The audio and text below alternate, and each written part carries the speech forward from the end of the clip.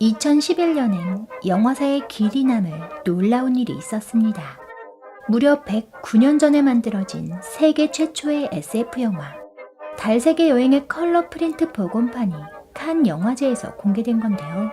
14분밖에 안 되는 단편 영화지만 영화사에 엄청난 업적을 세운 작품이었죠. 과연 세계 최초의 SF 영화 달세계 여행은 어떤 영화인지 자세히 알아볼까요? 달세계 여행을 만드신 조르주 멜리에스님은 1861년에 태어나 1938년에 별세하신 프랑스의 마술사이자 영화 제작자였습니다. 가업을 이어받아 신발 공장에서 일하던 그는 우연히 마술 공연을 본 뒤로 마술에 관심을 갖게 됐는데요. 이후 가업을 그만두고 로베르우댕 극장을 매입하면서 본격적으로 마술 공연을 시작했죠. 그러다가 1895년 루미에르 형제가 만든 세계 최초의 영화 열차의 도착을 보게 됐습니다. 열차가 역에 도착하는 모습을 담은 50초 분량의 짧은 영상이었지만 당시로선 움직이는 사진이라는 것만으로도 사람들을 놀라게 했는데요.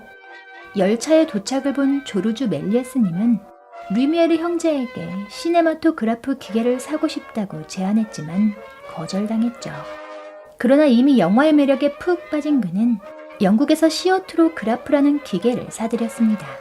그리고 함께 사온 단편 영화들을 자신의 마술 공연에서 사용하기 시작했는데요.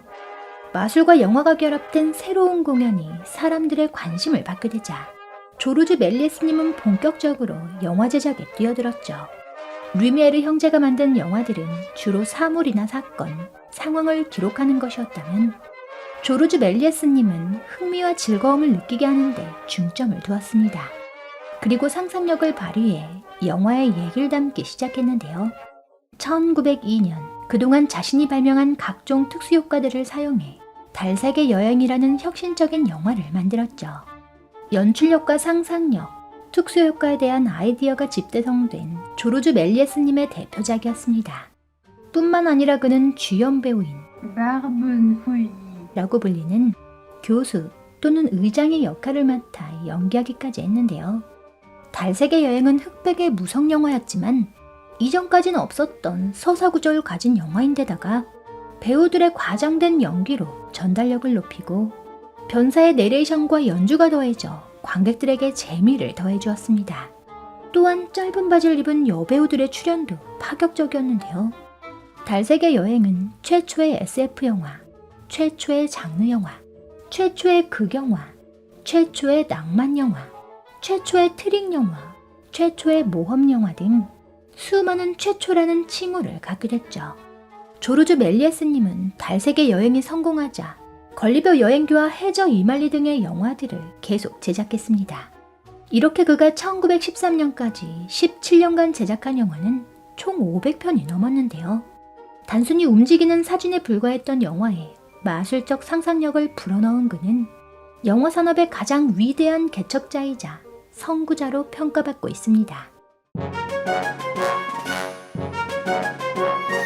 앞서 말했던 마술사였던 조르주 멜리에스님은 마술 공연에서 사용했던 속임수들을 영화에 접목하고 촬영과 편집으로 관객을 속이는 재밌는 영상을 만들어냈습니다. 조르주 멜리에스님의 회고에 따르면 하루는 촬영을 하다가 카메라가 갑자기 멈춰버린 경우가 있었는데 나중에 확인해보니 버스가 연구차로 바뀌어있고 여자는 남자로 바뀌어 있었다고 하죠. 이러한 우연으로 촬영을 하다가 멈추고 대상을 바꿔치기 하는 속임수를 발견하기도 했습니다. 이 속임수는 달세계 여행에서도 사용됐는데요.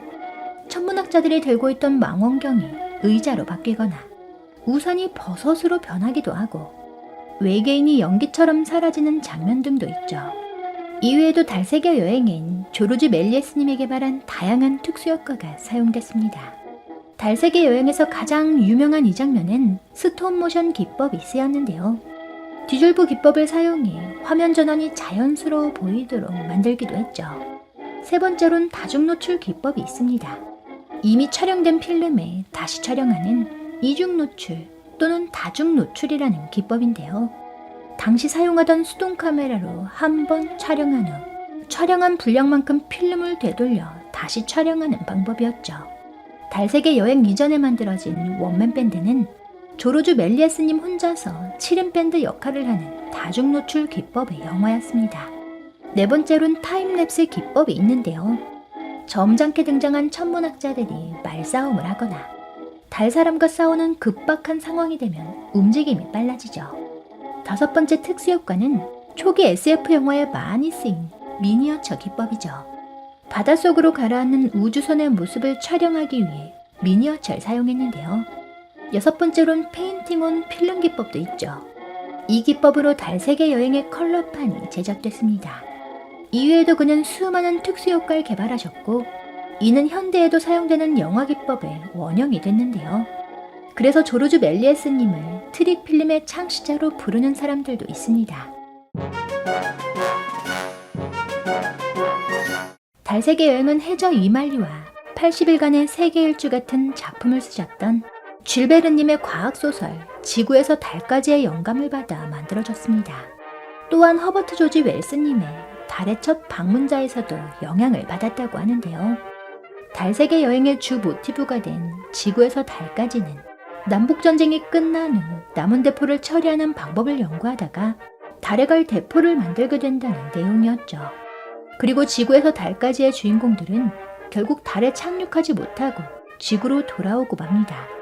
대포를 이용해 달로 간다는 소재 외엔 달세계 여행과는 많이 달라 보이는데요.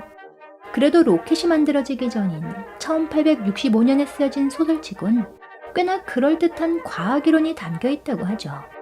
달세계 여행이 만들어지고 난 67년 뒤인 1969년에 진짜로 달에 간 아폴로 11호의 궤도와 지구에서 달까지의 묘사된 포탄의 궤도가 거의 일치한다고 합니다. 달세계 여행을 제국주의나 식민주의에 대한 사상이 담겨있다고 말하는 사람들도 있고 이를 풍자한 거라고 바라보는 사람들도 있습니다. 지구에 오게 된 달사람의 목에 줄을 묶어 끌고 나오는 모습은 마치 포로나 구경거리 취급을 하는 것처럼 보이는데요.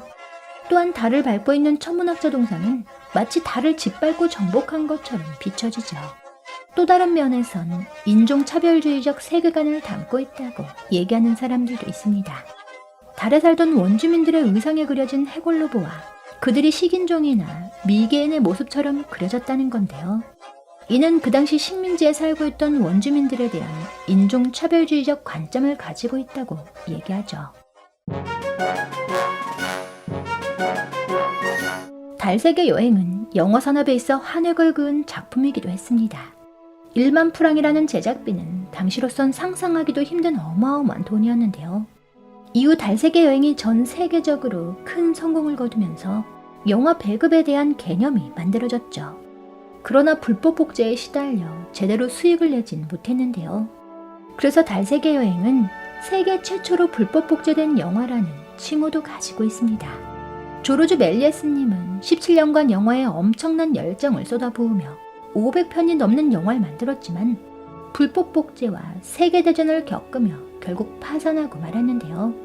이후 영화 제작을 그만둔 그는 스스로 영화 필름을 모두 폐기하고 가난 속에서 생을 마감했다고 합니다. 조르주 멜리에스님이 영화 산업에 지대한 공헌을 한 인물이니만큼 그의 작품에서 영감을 얻는 사람들도 많습니다. 휴고는 그런 조르주 멜리에스님에 대한 헌사 같은 영화인데요. 휴고의 원작 그림책인 위고 카브레를 쓴 브라이언님은 언젠가 조르주 멜리에스 감독님의 달세계 여행이란 작품을 보게 됐다. 그 뒤로 기회가 된다면 조르주 멜리에스 감독님을 만나게 된 한 소년에 대한 얘기를 쓰고 싶었다 라고 하셨죠. 또한 사라진 줄 알았던 달세계 여행의 채색 버전이 발견된 후 복원하는 과정을 담은 다큐멘터리 영화 아주 특별한 여행도 있습니다. 조르주 멜리에스님의 작품 세계와 그의 영화사적 의미와 가치를 고찰하는 내용인데요. 복원된 채색 버전의 달세계 여행까지 볼 수 있는 영화죠. 지금 보신 영상이 재미있으셨다면 시네몽땅 채널 구독하기, 알람 설정에서 전체를 눌러주세요. 여러분의 구독과 좋아요가 시네몽땅의 영상을 계속 만들어갈 수 있는 힘이 됩니다.